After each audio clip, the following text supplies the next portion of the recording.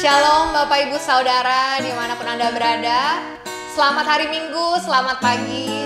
Saat ini kita sedang menyaksikan ibadah online.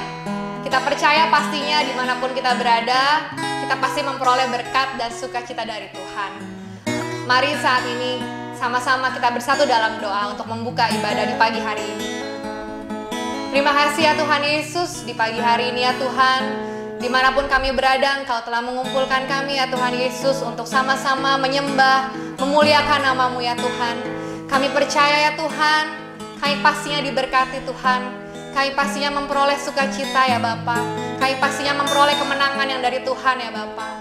Oleh karena itu ya Tuhan, kami habiskan, kami buka ibadah di pagi hari ini hanya dalam satu nama yang penuh kuasa dan penuh sukacita kami bersorak kepadamu ya Tuhan. Sama-sama kita katakan amin.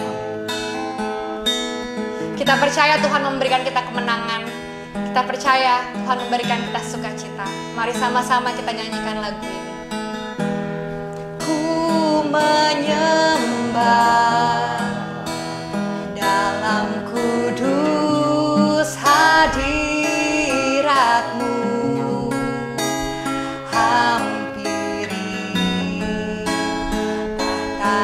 Kasih karunia-Mu Bapa,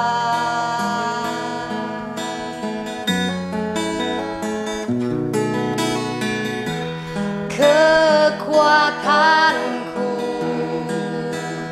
hanya dalam hadirat-Mu Yesusku, hanya Kaulah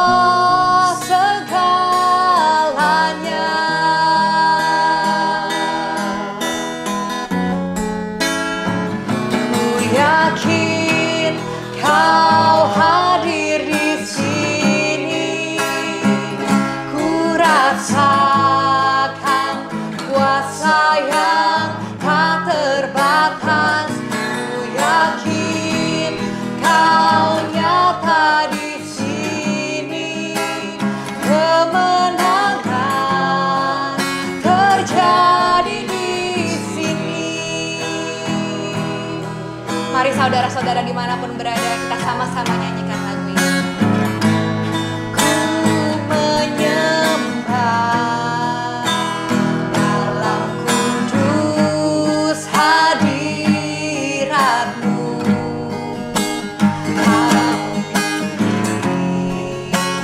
Tanda kasih karunia-Mu Bapa, kekuatan kami Yesus, kekuatanku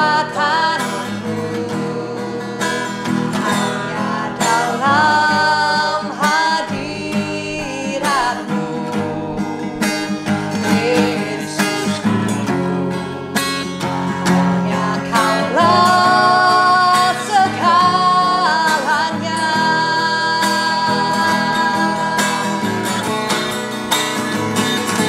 Yakin Kau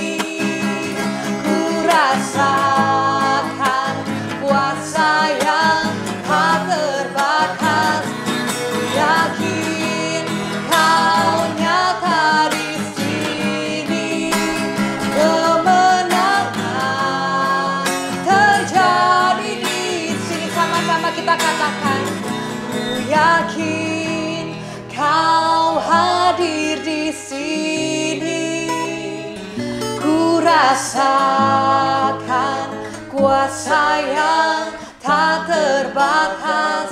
Ku yakin Kau nyata di sini, kemenangan terjadi di sini. Lebih sungguh lagi katakan, ku yakin Kau hadir di sini.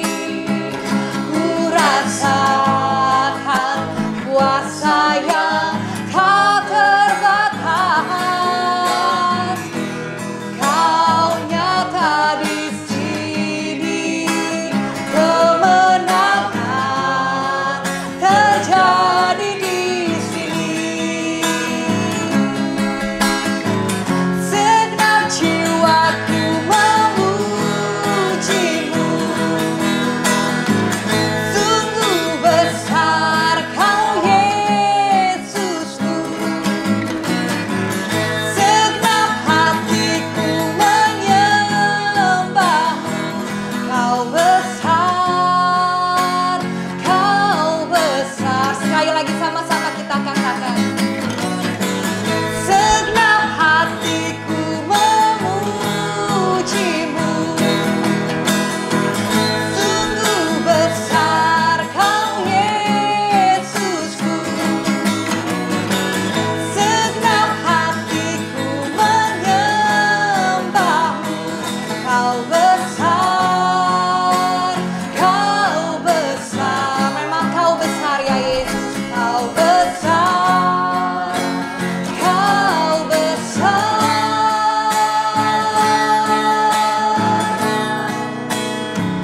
Ku yakin Kau hadir di sini. Ku rasakan kuasa yang tak terbatas. Ku yakin Kau nyata di sini. Kemenangan terjadi di sini. Yakin Kau hadir di sini. Ku rasakan kuasa yang tak terbatas. Ku yakin Kau nyata di sini. Kemenangan terjadi di sini. Kesembuhan terjadi di sini. Kelepasan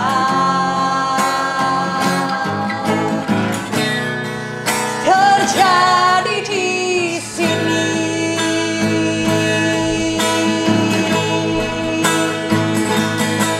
Haleluya Yesus. Kami menyembah-Mu Yesus. Sebab Kau besar.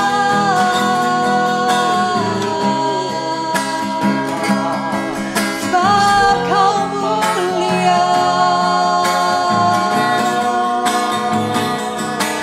Kami meninggikan nama-Mu Yesus. Segala pujian hanya bagi-Mu. Sebab Kau layak disembah. Segala umat memuji-Mu. Kami semua menyembah-Mu. Glory bagi-Mu Yesus. Haleluya. Haleluya. Kaulah yang perkasa. Kaulah kekuatan kami. Kaulah perlindungan kami.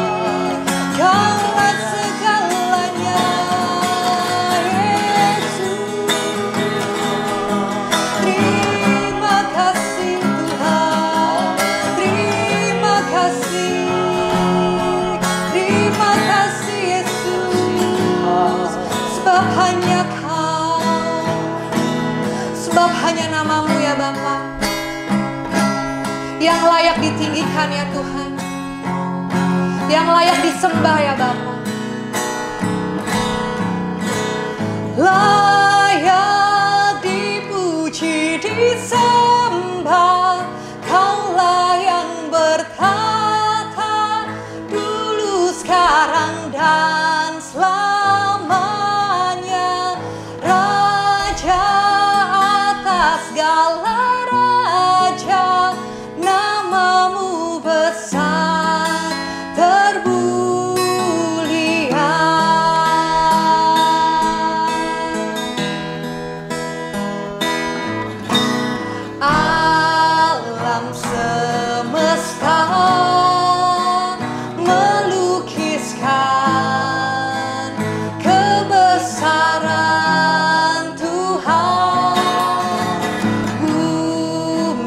dan surga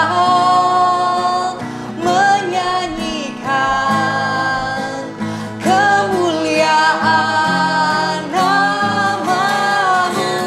Hosana,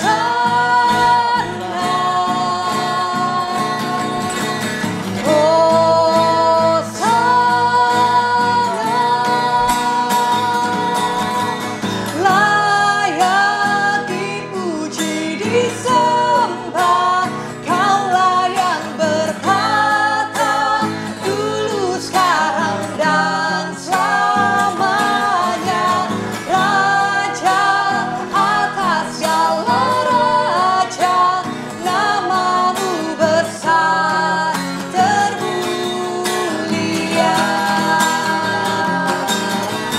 Layak dipuji disembah. Kaulah yang bertata dulu, sekarang, dan selamanya.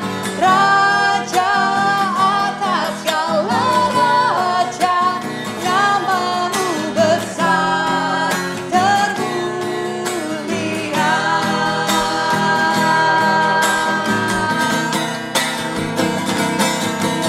Layak dipuji disembah. Kaulah yang bertata dulu, sekarang, dan selamanya. Raja atas segala raja, nama-Mu besar termulia. Nama-Mu besar termulia. Nama-Mu besar termulia.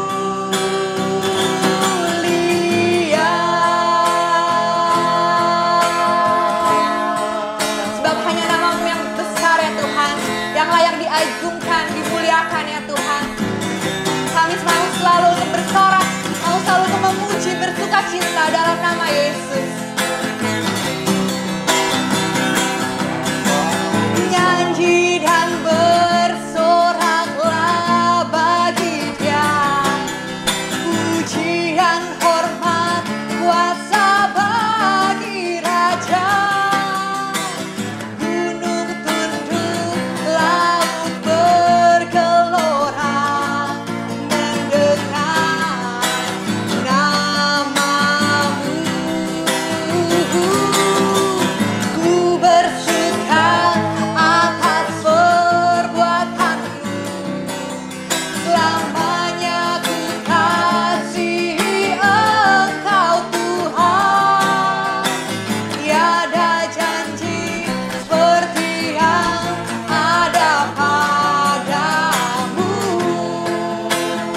Mari sama-sama kita naikkan, nyanyi dan bersoraklah buat Yesus. Nyanyi dan bersoraklah bagi Dia, pujian, hormat, kuasa bagi Raja.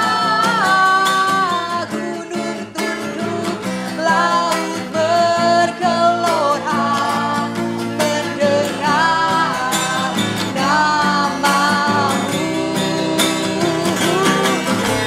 Ku bersuka atas perbuatan-Mu, selamanya ku kasihi Engkau Tuhan.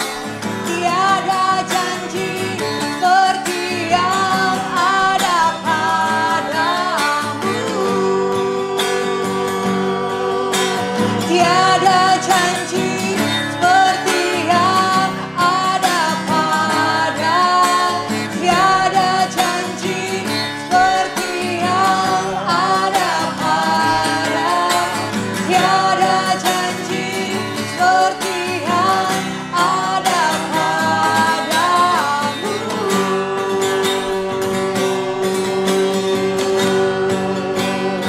Sebab Kau besar ya Bapa, perbuatan-Mu ajaib ya Tuhan.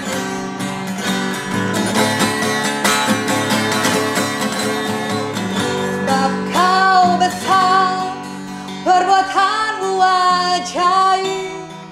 Tiada seperti Engkau, tiada seperti Engkau, sebab Kau besar, perbuatanmu ajaib. Tiada seperti Engkau, tiada seperti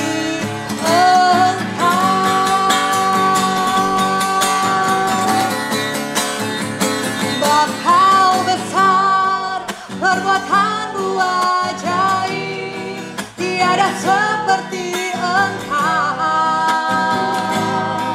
tiada seperti Engkau, sebab Kau besar, perbuatanmu ajaib. Tiada seperti Engkau, tiada seperti Engkau. Mari lebih sungguh lagi kita katakan, sebab Kau besar Yesus, sebab Kau besar, perbuatanmu ajaib. Tiada seperti Engkau, tiada seperti Engkau, sebab Kau besar, perbuatanmu ajaib. Tiada seperti Engkau, tiada seperti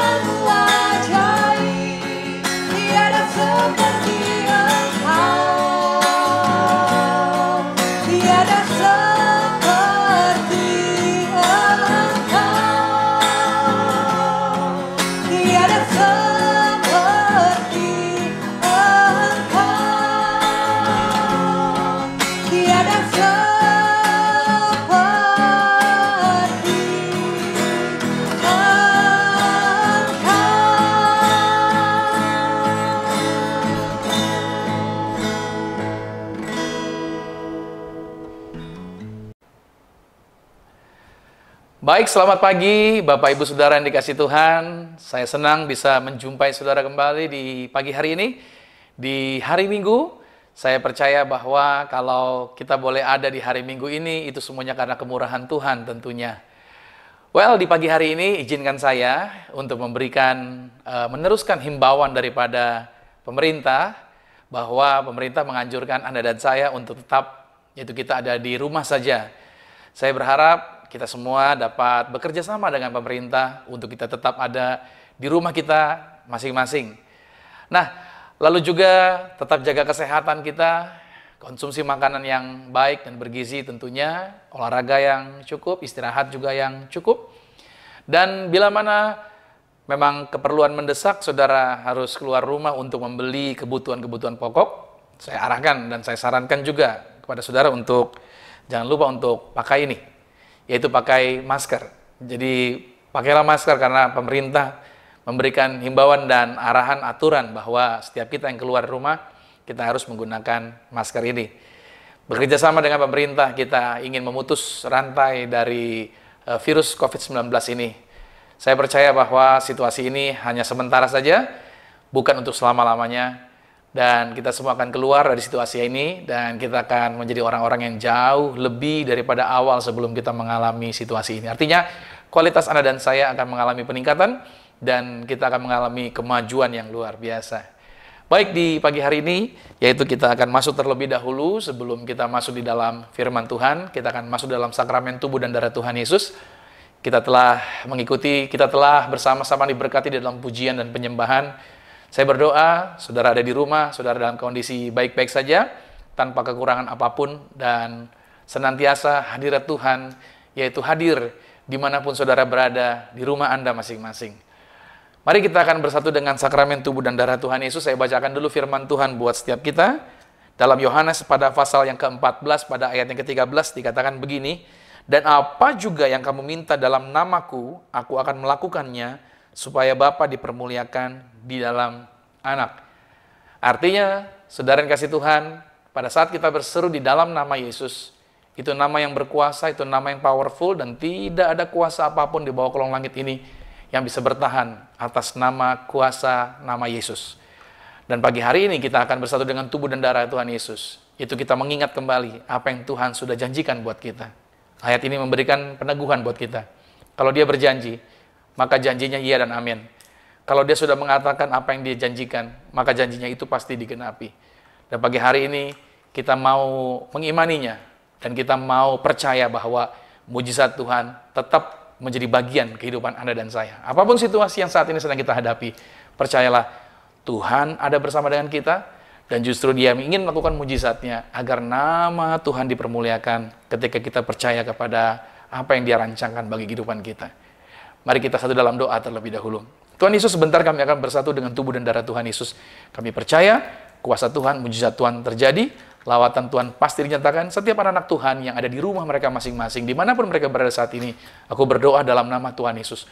Kuasa yang besar, kuasa yang dahsyat, menjangkau, menjamah, mengurapi, dan memberkati setiap mereka. Kami akan bersatu dengan tubuh dan darah-Mu, dan kami mengimani kuasa Tuhan, mujizat Tuhan pasti terjadi bagi kami. Tubuh-Mu benar-benar makanan, darah-Mu benar-benar minuman. Terima kasih Tuhan, dalam nama Tuhan Yesus. Haleluya. Amin. Mari siapkan roti ini dan anggur ini. Kita mau angkat terlebih dahulu, yaitu roti ini di atas kepala. Kalau saudara nggak ada yang seperti saya pegang ini, saudara bisa pakai yaitu roti tawar dan juga sirup, yaitu sirup rasa anggur. Itu juga dapat dijadikan sebagai pengganti anggur. Jadi saudara bisa pakai itu untuk sebagai sakramen tubuh dan darah Tuhan Yesus. Baik, mari kita angkat roti ini di atas kepala. Dengan iman sama-sama saya katakan dalam nama Tuhan Yesus, inilah roti yang turun dari surga, inilah tubuh Tuhan Yesus Kristus, tubuh yang tergantung di atas kayu salib. Yang pertama, memberikan kami bersama dengan keluarga kehidupan yang kekal dalam kerajaan sorga. Yang kedua, untuk menyempurnakan agar tubuhku selalu sehat sempurna, sempurna jiwa dan rohku. Kami bersama keluarga akan dibangkitkan pada akhir zaman. Tubuh Kristus yang telah tertombak, tertikam, tergantung di atas kayu salib, agar kami mulai hari ini tidak akan terkapar di meja operasi. Aku tolak pikun lumpuh, aku tolak koma, aku telah terkapar di ruang ICU. Dalam nama Tuhan Yesus, kami mengimani, kami dibekali dengan umur panjang, kami diproteksi. Malaikat surgawi jagai kami dalam nama Tuhan Yesus. Inilah roti yang turun dari surga. Inilah tubuh Tuhan Yesus Kristus. Mari kita makan tubuh Tuhan Yesus.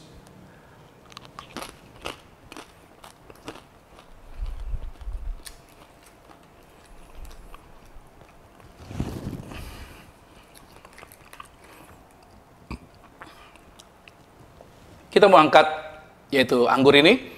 Dan kita sama-sama menyatakan bahwa ini menjadi darah Yesus. Bersama dengan saya katakan dalam nama Tuhan Yesus, inilah darah Yesus Kristus, darah yang tercurah, tertumpah di atas kayu salib sebagai perjanjian yang baru dan yang kekal. Agar mulai hari ini bersama keluarga, yaitu kami dijaminkan hidup kami di bumi sama seperti di sorga. Bersama keluarga, saling mengasihi, saling mengampuni. Kasih mula-mula selalu ada dalam rumah tangga kami. Yang kedua, oleh darah domba Allah, darah Yesus, maka kami dimeteraikan sebagai warga sorga. Punya rumah di sorga, punya rumah di bumi, tidak mengembara. Dimanapun berada melangkah, dijagai pasukan malaikat. Aku tolak santet, aku tolak hipnotis, aku tolak kuasa gelap, aku tolak segala bentuk roh jahat. Dalam nama Tuhan Yesus, kami mengimani yang kami pegang, yang kami kerjakan di dalam karir, bisnis, proyek, usaha, pekerjaan kami diberkati lipat kali ganda dari berkat tertinggi yang pernah kami raih. Dan kami juga mematahkan segala virus berbahaya. COVID-19 tidak berkuasa bagi tubuh kami. Kami percaya sistem imunitas kami kuat, sistem imunitas kami bisa mengalahkan segala virus, bahkan COVID-19 dihalau dari tubuh kami. Kami diberkati, kami sehat sempurna. Oleh darah Kristus, kami berkemenangan senantiasa. Dalam nama Tuhan Yesus, inilah darah Yesus Kristus. Mari kita minum, inilah darah Tuhan Yesus Kristus.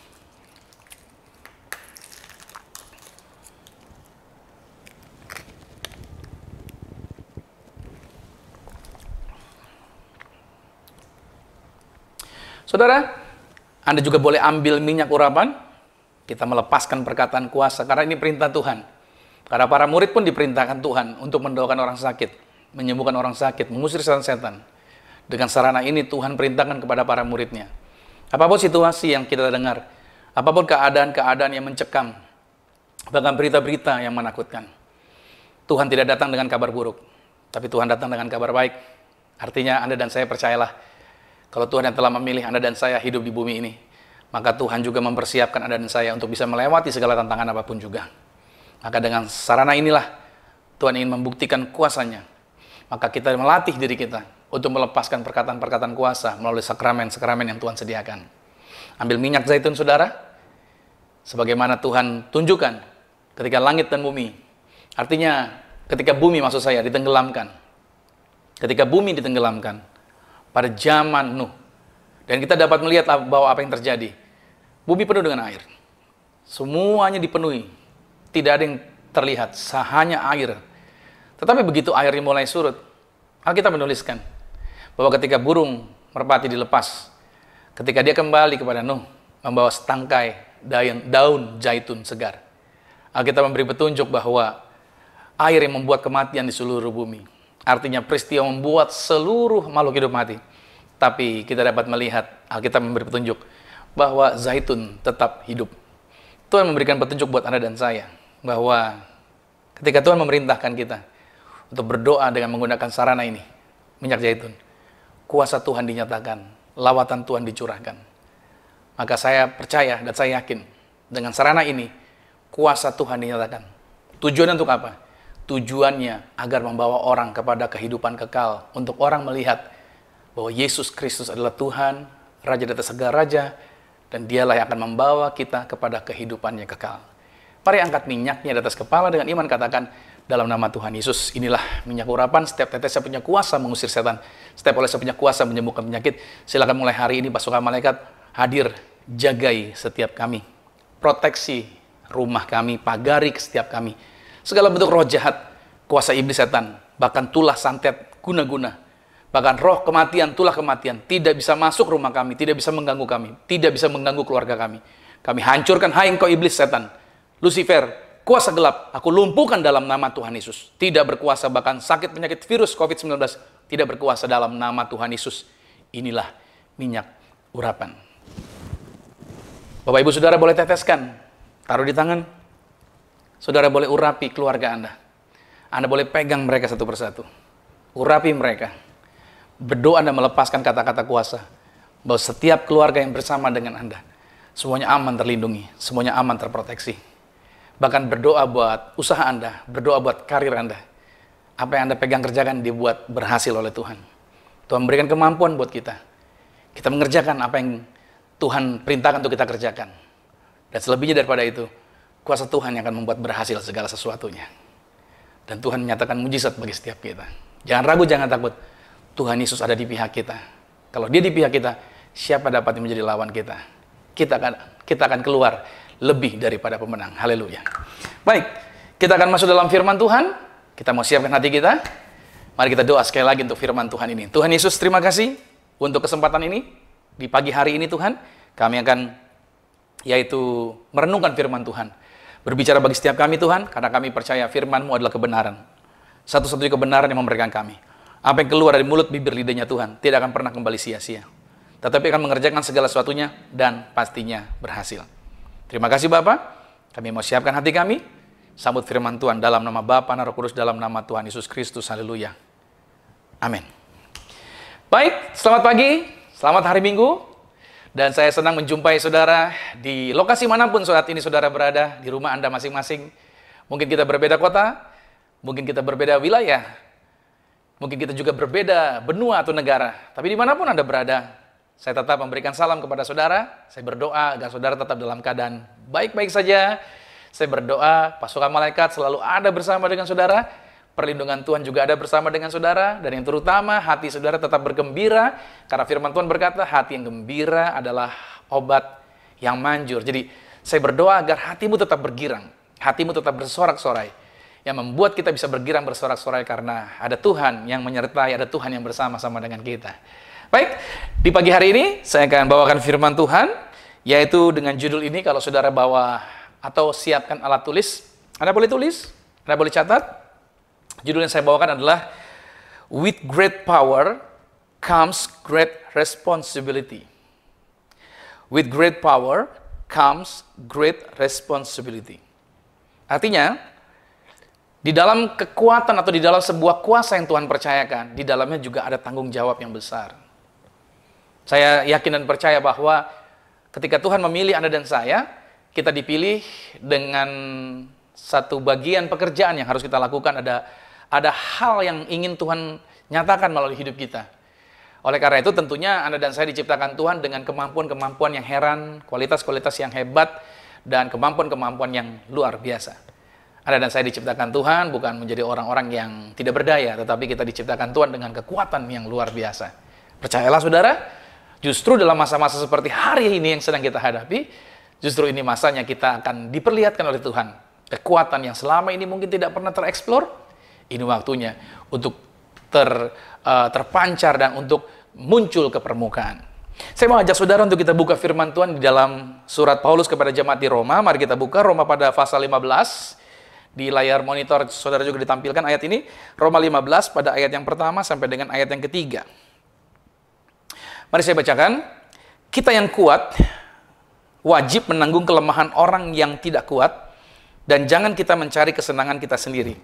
Perhatikan kata-katanya, kita yang kuat wajib menanggung kelemahan orang yang tidak kuat, dan jangan kita mencari kesenangan kita sendiri. Setiap orang di antara kita harus mencari kesenangan sesama kita demi kebaikannya untuk membangunnya. Karena Kristus juga tidak mencari kesenangannya sendiri, tetapi seperti ada tertulis, kata-kata cercaan mereka yang mencerca engkau telah mengenai aku. Well, dari teks ayat yang dituliskan oleh Paulus kepada jemaat di Roma, kita memberikan tulisan bahwa kita yang kuat. Saya percaya bahwa dari awal tadi saya katakan bahwa kita dipanggil dengan kemampuan. Kita dipilih dengan kuasa yang besar. Di dalam diri kita ada kemampuan-kemampuan yang hebat yang Tuhan telah sediakan. Saya teringat pada waktu saya masih sekolah dasar atau sekolah SD, waktu saya masih kecil, saya adalah seorang yang termotivasi untuk memperhatikan apa yang orang lain lakukan. Mau tahu segala sesuatu yang orang lain kerjakan. Seringkali saya berusaha mau tahu juga apa sih yang orang sedang bicarakan. Nah, saya sekerap kali bertanya. Seringkali bertanya ketika ada orang sedang do something, saya menanyakan apa yang mereka kerjakan dan apa yang mereka lakukan. Nah, ternyata saya seorang yang perhatian dengan apa yang saya suka, saya perhatiin apa yang orang kerjakan, dan saya dapat menyerap kemampuan orang yang mereka lakukan, yang mereka kerjakan tanpa perlu saya memakan waktu yang lama. Suatu hari saudara saya atau keluarga saya, kakak saya, kursus. Di zaman itu ada kursus namanya kursus mengetik 10 jari. Dia ikut kursus, dia pulang bawa modulnya, bawa buku. Di rumah kami ada mesin ketik. Saya tertarik dengan apa yang dikerjakan oleh kakak saya lihat dia ada bukunya saya baca. Setelah saya baca, lantas saya ambil mesin ketik dan saya mulai praktek. Saya mengikuti petunjuk yang ada di buku itu. Dan apa yang terjadi setelah saya belajari bukunya, saya belajar dan saya mencoba. Dan ternyata tanpa saya kursus, saya belajar sendiri membaca dari buku panduan dan saya bisa mengetik 10 jari. Dari sejak kecil SD saya sudah bisa itu. Ini sesuatu yang unik, saya bisa mengembangkan apa yang ada di dalam diri saya. Nah, bahkan juga kalau saya ngobrol sama orang, gaya bicara orang pun saya bisa beradaptasi tanpa kesulitan.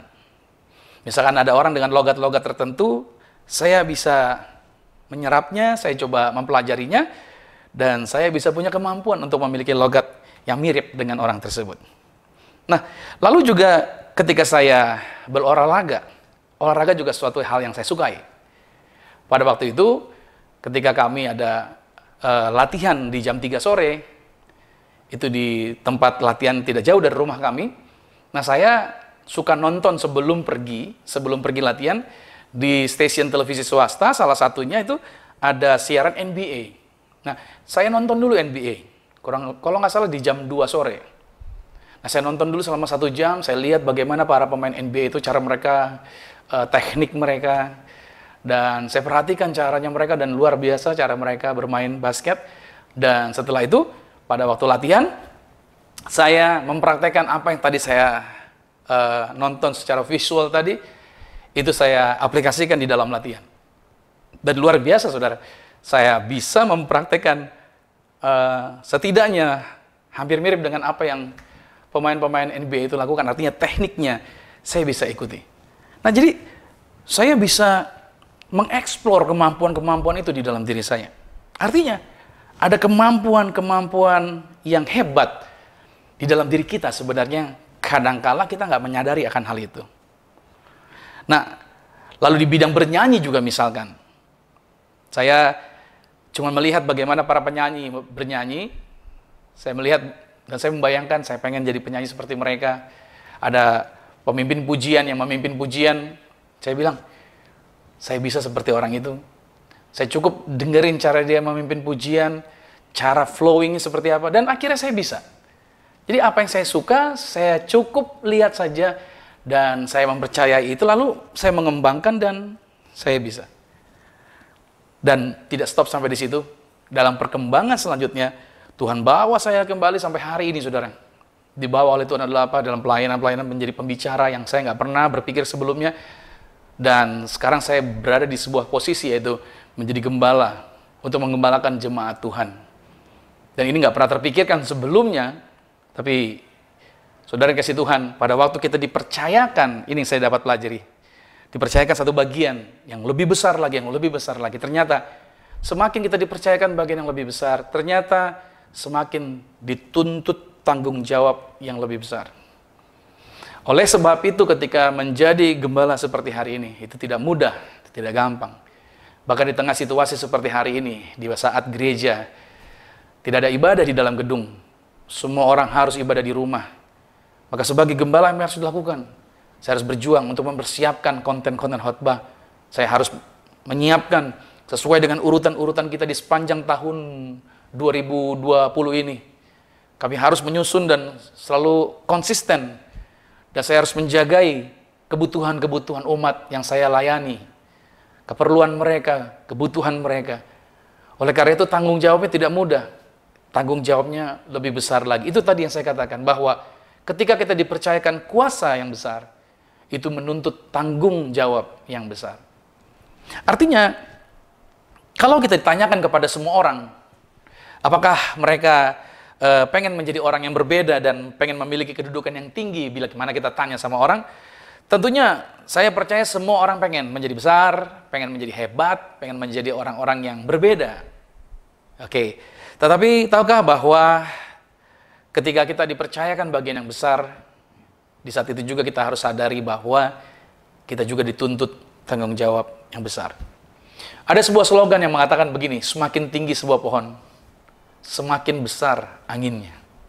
Ya, oleh sebab itu, pahami baik-baik bahwa setiap anak-anak Tuhan, kita ini diciptakan oleh Tuhan bukan untuk menjadi orang yang biasa-biasa. Tapi kita diciptakan Tuhan untuk menjadi orang yang berpengaruh. Artinya apa? Kita akan dipercayakan. Kita dipercayakan kuasa, kemampuan yang besar. Tapi harus diingat baik, ketika kita dipercayakan kuasa yang besar, kita juga diberikan tanggung jawab atau diminta oleh Tuhan tanggung jawab yang besar untuk memelihara apa yang Tuhan percayakan sama kita. Dan ingat baik, hidup kita ini cuma sementara. Hidup kita nggak selama-lamanya ada hari ini. Suatu hari kita akan selesai. Saya akan konklusikan nanti bagian ini di bagian akhir. Nah, bicara mengenai kelemahan, tadi kan di dalam ayat Roma pada pasal 15 tadi dikatakan bahwa kita yang kuat wajib menanggung orang yang lemah. Nah, bicara mengenai kelemahan, tentunya kita semua memiliki yang namanya kelemahan. Dan persoalannya orang yang lemah cenderung lebih dikuasai oleh kelemahan daripada orang-orang yang lain. Betul ya? Daripada orang-orang yang tidak lemah. Nah, dalam keadaan sekarang ini contohnya dia perhatiin. Banyak orang yang cepat menjadi ketakutan dengan kabar berita, ya kan?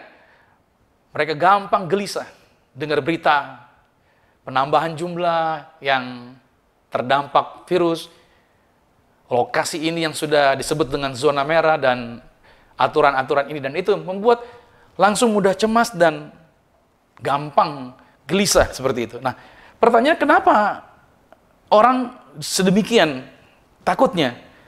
Nah, karena kelemahan sebenarnya. Mereka gampang takut karena mereka lemah. Lemah apa? Yaitu lemah dalam hal informasi. Orang kalau lemah dalam hal informasi, ketika datang informasi, dia lemah dalam hal informasi, maka berita-berita yang belum tentu benar dia percayai saja. Nah, karena berita hoax begitu cepat membuat orang gelisah. Makanya orang yang lemah hal informasi mudah ketakutan. Apalagi orang yang lemah dalam hal pengetahuan. Itu juga sama, menjadi gelisah, gampang cemas, mudah ketakutan, dan lain sebagainya. Lalu orang yang lemah lagi dalam hal pemahaman firman Tuhan. Nah, orang-orang yang lemah dalam pemahaman firman Tuhan, mereka juga mudah dikendalikan oleh iblis. Mereka juga akhirnya mudah mengambil keputusan yang salah. Mereka mudah akhirnya jatuh di dalam hal-hal yang sebenarnya bukan petunjuk firman Tuhan. Nah, firman Tuhan mengajarkan agar kita memiliki hati yang peduli dengan orang-orang yang seperti ini. Saya mau tekankan dulu kepada setiap kita yang hadir atau yang menyaksikan acara ini, yang mengikuti ibadah ini.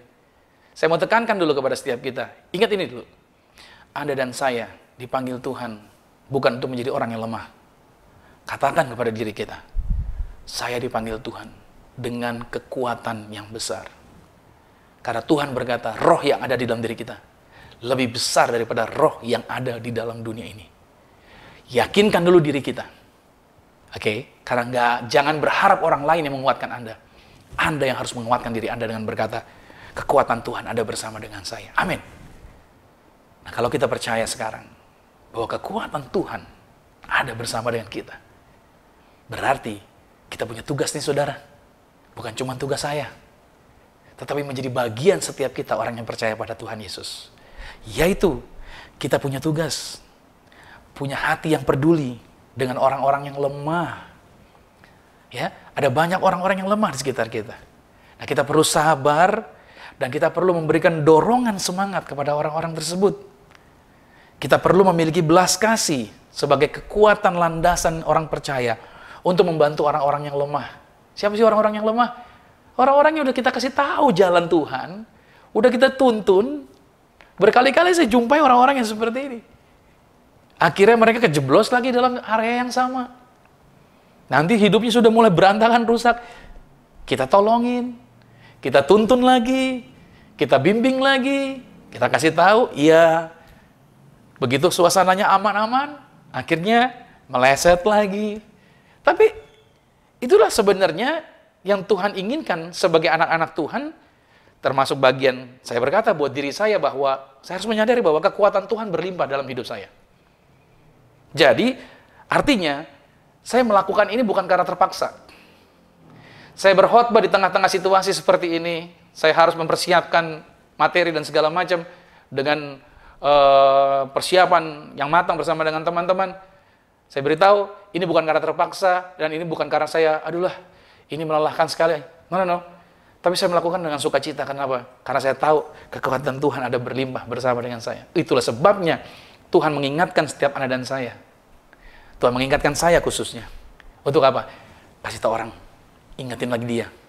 Siapapun orang yang keliru jalannya, kasih tahu lagi agar mereka sadar. Kenapa? Karena Yehezkiel 3 ayat 18 berkata begini, kalau aku berfirman kepada orang jahat, engkau pasti dihukum mati. Dan engkau tidak memperingatkan dia untuk tidak berkata apa-apa, atau tidak berkata apa-apa, untuk memperingatkan orang jahat itu dari hidupnya yang jahat. Supaya ia tetap hidup, orang jahat itu akan mati dalam kesalahannya. Tetapi aku akan menuntut pertanggungan jawab atas nyawanya daripadamu. Wow, kalau kita nggak ngasih tahu orang kalau dia salah, malahan kita yang dituntut nanti. Karena kita tidak mau memberitahukan kesalahan dia. Tetapi jikalau engkau memperingatkan orang jahat itu dan dia tidak berbalik dari kejahatannya dan dari hidupnya yang jahat, maka ia akan mati dalam kesalahannya, tetapi engkau telah menyelamatkan nyawamu. Artinya, mari kita sebagai orang yang telah dipilih Tuhan, kekuatan Tuhan ada bersama dengan kita, jangan tinggal diam, terus berkata-kata, terus sampaikan, tegur, ingatkan. Artinya, kalau Anda diingatkan, ada teman Anda yang mengingatkan untuk Anda kembali kepada jalur yang benar, jangan baper gitu loh, ya kan? Jangan ngomel, jangan langsung sakit hati. Harusnya bersukacita. Kenapa? Karena orang itu sedang berusaha untuk menyelamatkan kamu, untuk menolong kamu dari jerumus atau menolong kamu dari jebakan yang disiapkan oleh iblis. Karena saya yakin dan percaya bahwa Tuhan datang untuk memberikan kita hidup dan hidup dalam segala kelimpahan. Sebaliknya iblis datang untuk apa? Mencuri, membunuh, dan membinasakan. Saya berharap kita dapat bekerja sama. Oke, di hari Minggu ini saya sampaikan ini karena saya ingin kita bekerja sama. Saya ingin memberitahukan jalan yang benar kepada saudara. Nah, gambaran contoh daripada orang yang dipanggil untuk menolong atau menguatkan orang lain adalah Yesus. Lihat pelayanan Yesus, di mana Yesus itu menanggung murid-muridnya yang lemah. Kenapa saya katakan murid-muridnya lemah? Lihat saja pada waktu Yesus ditangkap, murid-muridnya pada kabur. Ketika Yesus disalibkan, hasilnya apa yang terjadi? Murid-muridnya bersembunyi. Bahkan yang tadinya berkata, yang lain boleh pada pergi meninggalkan engkau. Aku nih katanya, aku tidak akan pernah meninggalkan engkau. Bahkan aku rela mati bersama dengan engkau. Siapa itu? Petrus. Tapi apa yang terjadi? Justru Petrus, dialah yang menyangkal Yesus sampai 3 kali. Dan Yesus berkata, sebelum berkokok, engkau telah menyangkal aku 3 kali. Tetapi ini yang dilakukan oleh Yesus. Yesus menanggung murid-murid yang lemah dan Yesus memaafkan mereka. Nah, kita pun dipanggil untuk memberikan perhatian serta membantu menguatkan mereka. Artinya hidup ini saudara, selama masih ada kesempatan, ayo kita bantu orang. Kita kuatkan mereka. Makanya ayat Roma tadi mengatakan bahwa kita tidak boleh mencari kesenangan untuk diri kita sendiri. Tapi harusnya kita mencari kesenangan sesama kita. Artinya sebagai orang percaya kita seharusnya tidak lagi hanya memuaskan segala keinginan-keinginan yang sepele dari hati kita sendiri.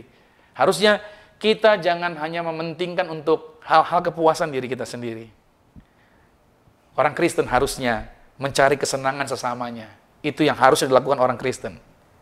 Kekristenan dimaksudkan untuk mengajarkan kepada kita hati yang mau berbuat baik sebenarnya.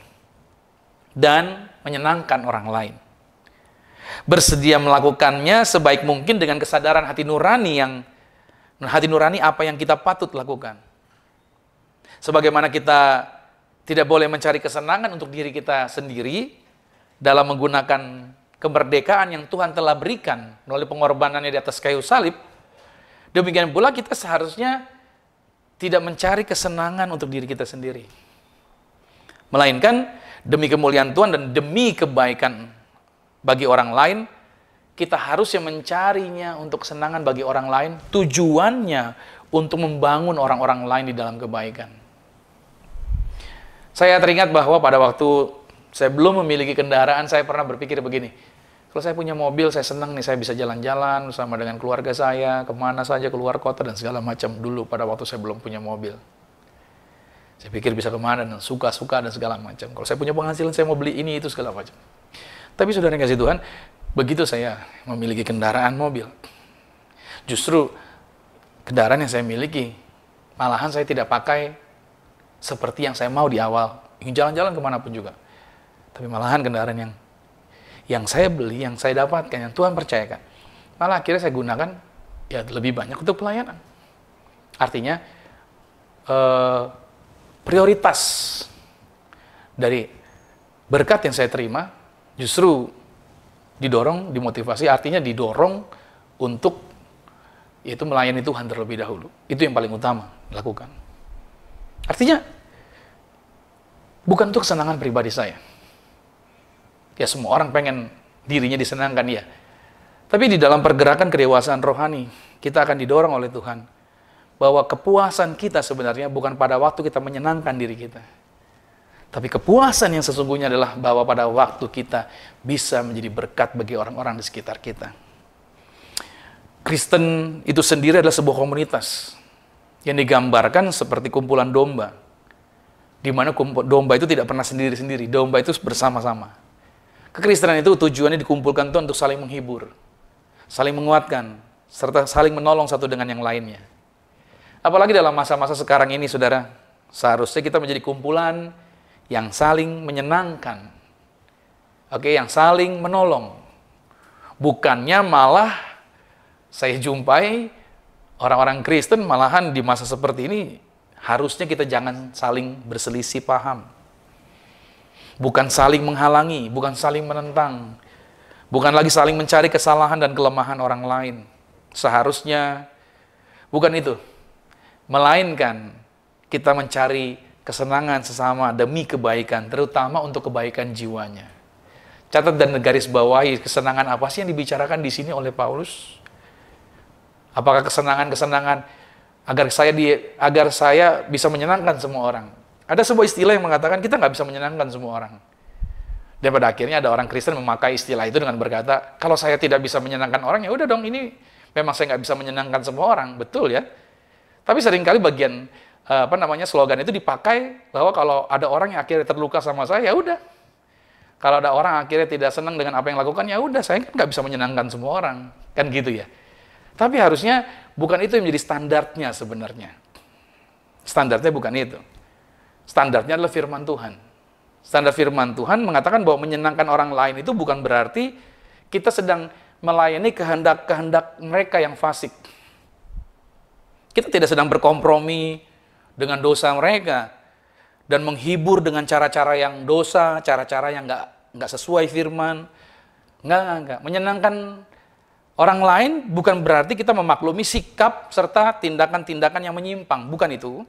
Kalau kita melakukan itu justru cara yang rendahan. Kalau kita malahan menyenangkan orang yang berbuat salah, justru itu cara yang rendahan untuk mencari kesenangan sesama kita, yang pada akhirnya kalau kita membiarkan itu akan membawa kepada kebinasaan jiwa. Mencari kesenangan sesama kita adalah demi kebaikannya, bukan demi kebaikan duniawi kita sendiri. Demi kebaikan dia, urusannya berarti adalah bagaimana kesenangan menyenangkan orang lain itu bisa membawa orang itu kepada kehidupan yang kekal. Artinya kepada kehidupan yang mengubahkan jiwa mereka untuk mereka menjadi orang-orang yang diselamatkan. Memberikan kesenangan, arti mencari kesenangan buat orang lain bukan berarti kita malahan mencari keuntungan dari orang lain. Ada orang-orang yang seperti itu, mereka kompromi dengan apa yang orang lain lakukan karena ada tanda kutip di situ, tujuannya karena ingin mencari keuntungan dan segala macam. Nah, dengan kebersamaan seperti ini harusnya ketika kita mau tolong orang lain, kita mau jadi berkat buat orang lain, kita mau membawa orang lain, artinya mengingatkan setiap orang agar mereka jangan terjerumus ke dalam hal yang salah, maka sebenarnya umat Tuhan akan menjadi, ketika kita memiliki kesatuan, mengingatkan satu dengan yang lainnya, kita akan menjadi solid. Kita akan menjadi kuat seperti tembok Yerusalem yang dibangun rapi tersusun. Saya pernah ke Yerusalem, saya melihat ke bawah tanah, aslinya seperti apa sih tembok-tembok itu dibangun tanpa ada perekat, cuma disusun rapi saja. Ternyata yang membuat tembok-tembok itu berdiri dengan kokoh dan kuat, kenapa? Karena mereka menyusunnya rapi. Batu-batunya dibuat rapat, satu dengan yang lainnya dibuat pas, sehingga bangunannya menjadi kuat berdirinya. Artinya, kalau setiap anak-anak Tuhan merapatkan barisan dalam artian saling menopang, saling membangun, saling bekerja sama, dan menyadari bahwa ini merupakan tanggung jawab yang Tuhan berikan untuk kita menolong setiap orang di sekitar kita, maka kita akan menjadi kuat dalam kesatuan ini, dan kita menjadi bangunan yang tidak mudah digoncangkan oleh kegoncangan apapun juga. Dalam Efesus 2 pada ayat 21 dikatakan begini, di dalam dia tumbuh seluruh bangunan. Anda dan saya digambarkan bangunan, rapih tersusun, menjadi bait Allah yang kudus di dalam Tuhan. Nah, hal yang melandasi setiap orang Kristen untuk mencari kesenangan satu sama lainnya adalah landasannya Kristus, bukan yang lain. Jadi mengapa saya harus bisa menyenangkan Anda? Kenapa saya harus mencari tahu apa yang bisa memberikan kesenangan dalam artian membawa Anda kepada kesejahteraan, membawa Anda kepada kehidupan yang kekal? Kenapa saya harus rela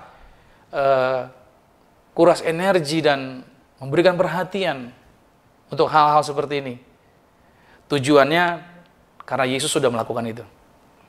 Karena Yesus sendiri tidak pernah mencari untuk kesenangannya sendiri. Dia mau saja, dia bisa saja kalau dia mau. Tapi dia tidak melakukan itu. Dia melakukan bahkan rela mati di atas kayu salib demi kepentingan Anda dan saya. Itu yang dia kerjakan. Makanya ketika Yesus dipercayakan kuasa oleh Bapaknya, dia tidak mempergunakan bagi kepentingan pribadinya. Yesus tidak pernah mencari untuk kepentingan pribadinya. Yesus tidak berusaha untuk terkenal, agar orang-orang melihat dia dan dia menjadi terkenal. Yesus tidak punya program untuk bagaimana dia menjadi kaya raya di dalam pelayanannya. Yesus tidak ada program bagaimana agar dia dikagumi oleh begitu banyak orang di dalam apa yang dia kerjakan. Dan Yesus tidak pernah mempergunakan kuasa yang Tuhan percayakan, yaitu agar dia dikagumi dan dia dilayani oleh semua orang. Tapi kuasa dan power artinya yang ada pada Yesus, yang Tuhan katakan, inilah anak yang kukasih, kepadanya lah aku berkenan. Kuasa yang besar yang ada pada Yesus, malahan dia pergunakan untuk melayani murid-muridnya. Lihat, dia pemimpin yang hebat. Yesus punya kuasa. Dia bisa punya kesempatan untuk menjadi orang terkenal, kaya raya, dikagumi oleh orang banyak. Dilayani. Tapi justru dia menggunakan power yang ada pada dia. Untuk apa? Untuk melayani murid-muridnya. Justru dia menggunakan kuasa kemampuan yang besar. Lebih banyak lagi dikerjakan buat orang-orang yang dia pimpin. Dalam Yohanes 13 pada ayat yang keempat dan ayat yang kelima dikatakan begini. Lalu bangunlah Yesus dan menanggalkan jubahnya. Ia mengambil sehelai kain lenan dan mengikatkannya pada pinggangnya. Kemudian Yesus menuangkan air ke dalam sebuah basi dan mulai membasuh. Dia mencuci kaki murid-muridnya. Lalu menyekanya dengan kain yang terikat pada pinggangnya itu. Semua muridnya dia lakukan itu. Dia cuci kaki murid-muridnya. Dia pemimpinnya. Dia gurunya. Tetapi dia lakukan itu kepada orang-orang yang dia pimpin. Lalu ayat 12-nya dari Yohanes 13. Sesudah Yesus membasuh kaki mereka, ia mengenakan pakaiannya dan kembali ke tempatnya. Lalu ia berkata kepada mereka, mengertikah kamu apa yang telah kuperbuat kepadamu? Kamu menyebut aku guru dan Tuhan. Dan katamu itu tepat, sebab memang akulah guru dan Tuhan. Jadi, lihat kata-katanya, jikalau aku membasuh kakimu, aku yang adalah Tuhan dan gurumu, maka kamu pun wajib saling membasuh kakimu. Sebab aku telah memberikan suatu teladan kepada kamu, supaya kamu juga berbuat sama, seperti yang telah kuperbuat kepadamu. Yesus sudah memberikan contoh teladan. Untuk apa? Kerendahan hati seorang pemimpin. Dan sedang memberikan petunjuk pada para muridnya. Apa yang diberikan petunjuk bahwa seorang pemimpin harusnya lebih banyak berbuat kepada orang-orang yang dia pimpin. Artinya seorang pemimpin lebih banyak memberikan perhatian apa yang menjadi kebutuhan orang-orang yang dia pimpin. Bukan sibuk bagaimana dia dimuliakan, difasilitasi, bagaimana agar orang-orang memfasilitasi dan memuji dirinya dia. Bukan. Tapi seorang pemimpin justru harusnya dia punya hati yang rindu untuk memperlengkapi orang-orang yang ada bersama dengan dia. Saudara yang kasih Tuhan, dari hal ini kita lihat bahwa kuasa yang Tuhan percayakan sebenarnya bukan lagi untuk kepentingan kesenangan kita. Tapi kemampuan-kemampuan kuasa yang ada pada diri kita sebenarnya itu disertai dengan tanggung jawab untuk kita melakukan selama hidup kita apa yang kita mau kerjakan dengan bagian yang hebat yang ada pada diri kita. Dari hal ini kita belajar bahwa segala pencapaian apapun yang kita raih di dalam dunia ini sebenarnya semata-mata itu bukan untuk kepentingan pribadi kita. Ada panggilan yang lebih besar dari itu semua. Saya percaya kita semua memiliki mimpi-mimpi. Kita ingin menjadi sesuatu di masa depan. Oke, tapi ingatlah ini, bahwa kepuasan yang akan kita rasakan atau kepuasan yang sesungguhnya itu sebenarnya adalah pada saat bukan kita memakai kuasa untuk kepentingan diri kita. Tapi kepuasan yang sesungguhnya adalah pada waktu kita memakai kuasa yang ada pada kita untuk melayani orang-orang yang ada di sekitar kita. Saya percaya bahwa keadaan hari-hari ini, situasi yang kita hadapi saat ini, sebenarnya Tuhan sedang mengarahkan buat kita. Untuk kita banyak lebih berbuat lagi. Kalau mungkin selama ini saya tidak mau menghakimi, tetapi mungkin kita bisa koreksi dari situasi ini. Mungkin kita telah lama memakai nama Yesus. Mungkin kita memakai gambar-gambar Yesus. Atau kita memakai cerita-cerita tentang Yesus. sebagai bahan iklan kita. Agar kita yang dilihat orang bukan lagi Yesusnya.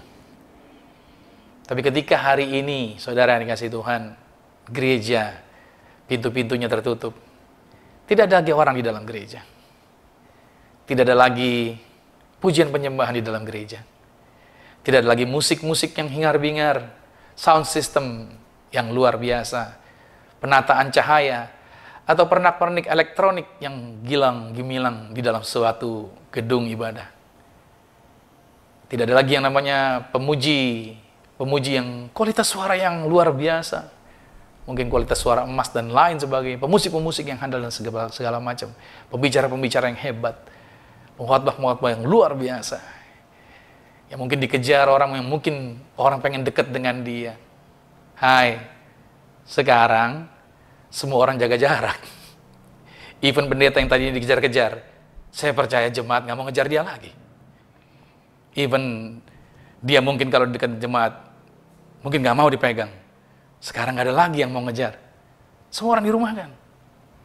Apa makna dari sini semua? Ini memberi petunjuk buat kita. Bahwa sebenarnya ketika kita dipercayakan kuasa sama Tuhan, Tuhan mau kembalikan, arti gini, Tuhan mau diingatkan, Tuhan mau mengingatkan Anda dan saya. Ayo kita kembali. Untuk apa?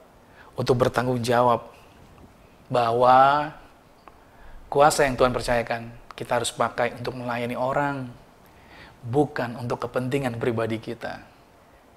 Kita harusnya bisa berbagi, kita harusnya bisa share dengan orang-orang sekitar kita. Dan tentunya talenta, skill, karunia, semua yang diberikan Tuhan dalam diri kita, itu memang untuk dikembangkan, tetapi dalam rangka untuk melayani sesama orang-orang yang bersama-sama dengan kita. Sehingga pada suatu hari nanti, pada saat kita akan menghadap Tuhan,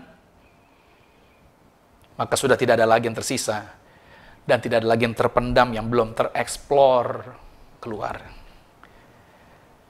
Makanya dalam situasi seperti hari ini, justru ini waktunya untuk kita melihat ke dalam. Untuk kita menggali semua potensi yang ada di dalam diri kita. Ayo kembangkan semuanya. Ayo pakai itu untuk melayani. Ayo pakai itu untuk menolong orang-orang yang lemah di sekitar kita. Ayo pakai itu untuk memuliakan nama Tuhan. Yesus sudah melakukannya. Ayo ini bagian kita. Selama kita masih diberi kesempatan hidup. Selama kita masih diberi kesempatan bernafas. Selama kita masih diberikan kesempatan berdiri hari ini.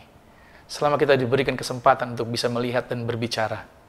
Apa yang masih ada pada diri kita? Jangan izinkan saudara berkata, tapi saya sudah lemah. Tapi saya sudah nggak punya kemampuan apa-apa. Itu kata siapa? Bukan kata Tuhan. Tentunya di dalam diri kita masih ada hal, masih ada kemampuan-kemampuan hebat yang bisa kita pakai untuk melayani orang-orang sekitar kita.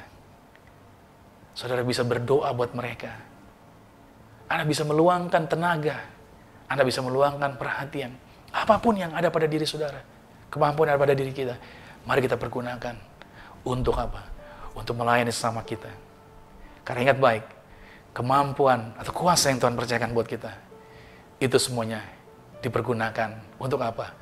Untuk yaitu menolong orang-orang yang lemah yang ada di sekitar kita. Kita yang kuat, wajib menolong mereka. Oleh sebab itu, saya berdoa dari tempat saya berdiri hari ini, dimanapun saudara berada.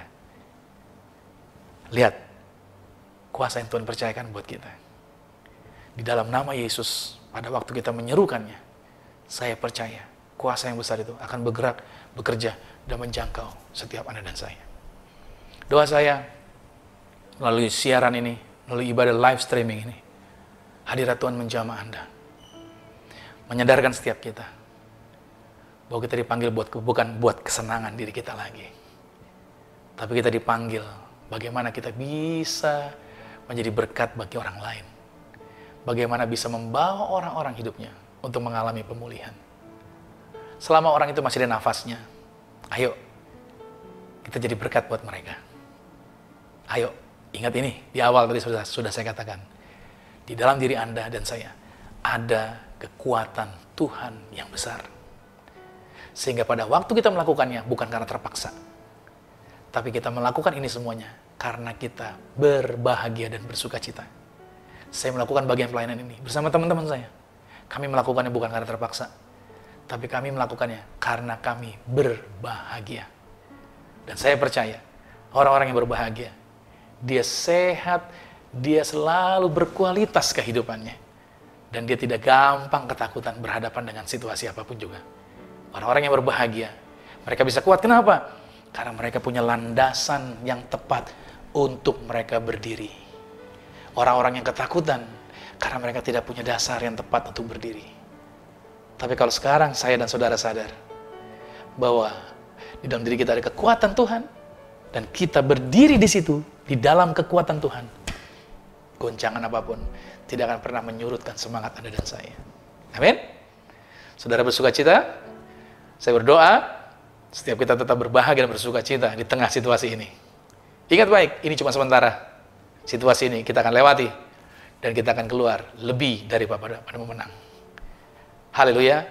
Saya berdoa buat saudara, selamat hari Minggu, dan Tuhan Yesus Kristus memberkati setiap kita. Haleluya. Amin. Mari kita satu di dalam doa.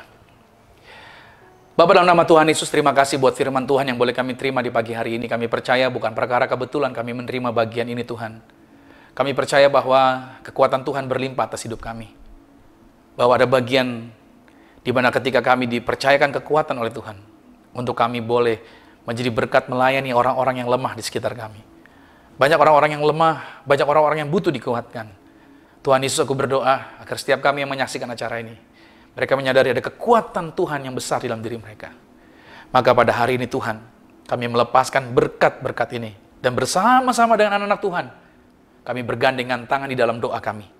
Kami memperkatakan kuasa di dalam alam roh, kami melepaskan perkataan-perkataan mujizat. Kami berdoa bagi bangsa kami Indonesia. Berkati bangsa kami dalam nama Tuhan Yesus. Indonesia dilawat Tuhan. Indonesia penuh dengan kemuliaan Tuhan. Kami berdoa dari Papua sampai Aceh, Indonesia dalam berkat tangan Tuhan jamah Indonesia. Pemulihan terjadi atas bangsa ini. Situasi yang membuat orang takut, doa kami orang-orang diberikan kekuatan untuk bisa melewati ini semuanya. Dan mereka akan keluar lebih daripada pemenang. Kemampuan mereka di-upgrade.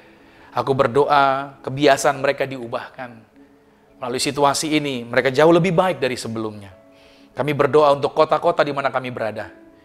Maka setiap kota-kota di mana kami berada, kami melepaskan berkat dalam nama Tuhan Yesus. Agar kota-kota di mana kami berada, tempat tinggal kami, dalam nama Yesus, kota-kota kami dipulihkan dari situasi-situasi yang mencekam. Kami berdoa para pemimpin, kepala-kepala daerah, diberkati dalam nama Tuhan Yesus. Dalam mengambil keputusan tidak salah. Mengambil keputusan yang pro rakyat dalam artian untuk kesejahteraan bersama. Kami berdoa dalam nama Tuhan Yesus, berkati gereja-gereja di Indonesia. Berkati anak Tuhan di seluruh Indonesia. Mereka yang mengadakan siaran-siaran online, ibadah-ibadah mereka di rumah juga diberkati. Iman mereka maju dan mereka semakin bergantung pada Tuhan. Aku juga berdoa buat pelayanan kami juga, Zion Church of Christ diberkati Tuhan. Gereja kami diberkati. Kami percaya melalui pelayanan siaran-siaran online service ini, setiap jemaat Tuhan diberkati. Mereka semua diberkati dan mengalami perubahan kehidupan mereka. Aku juga berdoa Tuhan buat setiap mereka yang sudah memberikan persembahan syukur, juga tangan-tangan mereka yang juga ikut turut membantu di dalam pelayanan, apapun yang mereka korbankan. Aku berdoa tangan-tangan mereka diberkati. Apa yang mereka korbankan digantikan lipat kali ganda. Berkat Tuhan berlimpah atas setiap mereka. Aku melepaskan berkat tercurah bagi anak Tuhan dalam apapun yang mereka pekerjakan dalam nama Yesus, yang mereka lakukan diberkati.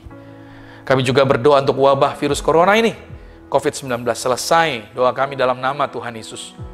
Kami memegang janji firman Tuhan bahwa 1.000 dapat rebah sebelah kiri, 10.000 dapat rebah sebelah kanan. Tapi kami hanya menonton saja, dalam artian pasukan malaikat menjagai kami, berkemah mengelilingi kami. Kami diproteksi, tulah kemusnahan, tulah maut, roh maut tidak berkuasa atas kami dalam nama Yesus. Hati kami bergembira, hati kami berbahagia. Karena kami tahu ada perlindungan Tuhan bersama kami. Di saat ini juga Tuhan, ada beberapa pokok doa setiap jemaat Tuhan, kebutuhan-kebutuhan mereka yang sudah masuk, yang hendak kami doakan hari ini. Beberapa prayer request, yaitu ada teman-teman kami yang rindu untuk berdoa, yaitu terhindar dari pengurangan karyawan. Ada beberapa perusahaan-perusahaan yang mengurangi karyawan mereka. Maka doa kami dalam nama Tuhan Yesus agar anak-anak Tuhan terhindar, diberkati Tuhan dalam artian ditolong Tuhan. Kami percaya keperluan, kebutuhan hidup mereka dalam pekerjaan dicukupkan dalam nama Tuhan Yesus. Ada teman-teman kami juga yang rindu untuk pemulihan dari sakit mata, rindu pemulihan dari kesembuhan, yaitu orang tuanya yang sedang sakit. Juga agar mereka juga butuh, agar tubuh mereka selalu fit, doa kami dalam nama Yesus agar imunitas mereka tidak turun, tapi tetap kuat, menang atas segala virus dalam nama Yesus. Juga ada teman kami yang sedang berduka, butuh penghiburan karena salah satu anggota keluarganya yang telah dipanggil Tuhan dalam masa tuanya. Maka doa kami dalam nama Tuhan Yesus, yaitu Tuhan berikan kekuatan, sukacita kepada mereka yang mengalami situasi-situasi yang tidak kondusif.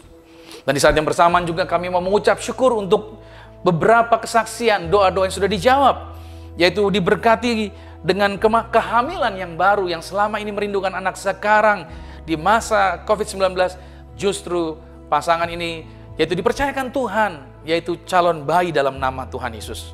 Juga berucap syukur Tuhan untuk doa yang sudah dijawab, yaitu proyek baru di masa COVID-19. Terima kasih Tuhan, ternyata Tuhan telah memberikan jawaban, yaitu berkati dengan usaha yang baru di situasi yang kurang kondusif ini, tetapi anak-anak Tuhan tetap berharap dan percaya Tuhan buka jalan. Dan kami juga mengucap syukur, yaitu ada teman-teman kami yang sudah disembuhkan dari penyakit batuk yang selama ini nggak sembuh, tapi puji Tuhan telah disembuhkan dalam nama Tuhan Yesus. Yes, terima kasih Tuhan. Kami percaya bahwa doa orang benar bila dengan yakin didoakan sangat besar kuasanya. Maka karena itu Tuhan Yesus, kami juga akan mengakhiri ibadah ini, kami akan menutup ibadah ini, dan tidak lupa kami selalu mengingatkan setiap anak-anak Tuhan bahwa mereka tetap aman di dalam perlindungan Tuhan, tetap berharap di dalam Tuhan, tetap percaya di dalam Tuhan, dan Tuhanlah yang akan selalu memberkati dan membukakan jalan dalam kehidupan mereka. Dalam masa apapun, kami percaya kami akan selalu bersama dengan Tuhan. Kami terbang lebih tinggi, seperti burung Raja Wali berhadapan dengan badai, tidak turun ke bawah, tapi justru terbang lebih tinggi dari badai yang dia hadapi. Dan anak-anak Tuhan juga hari ini juga aku berdoa, kekuatan Tuhan melimpah atas setiap mereka senantiasa. Mari arahkan hati dan bersama dengan keluargamu, aminkan berkat ini menjadi milik kita bersama. Diberkatilah engkau di dalam usahamu, diberkatilah engkau di dalam pekerjaanmu, diberkatilah engkau di dalam studi sekolah kuliahmu, dan diberkatilah engkau di dalam pelayananmu. Apa saja yang kau pegang kerjakan di dalam kekudusan, ingatlah perkara ini, Tuhan Yesus Kristus pasti buat kau berhasil. Diangkat Tuhan, kau naik ke atas bukan turun, jadi kepala bukan ekor. Aku berdoa sepanjang minggu, bulan, bahkan tahun ini merupakan minggu bulan tahun yang penuh berkat, sehingga siapapun tinggal dengan kau pasti diberkati. Keluargamu diberkati, orang tuamu diberkati, saudara-saudaramu diberkati, rumah tanggamu berbahagia. Maka sekarang pulang dan terimalah berkat anugerah dari Bapa di surga, cinta kasih di dalam Yesus Kristus, kekuatan penghiburan di dalam kuasa Roh Kudus, menyertai mengurapi setiap kita mulai saat ini sampai Tuhan datang menjemput Anda dan saya, keluargamu dan keluargaku. Kita semua sama-sama menjadi warga kerajaan surga yang percaya sama-sama dengan saya katakan, amin. Haleluya. Selamat hari Minggu sekali saya katakan, dan Tuhan Yesus Kristus memberkati. Amin.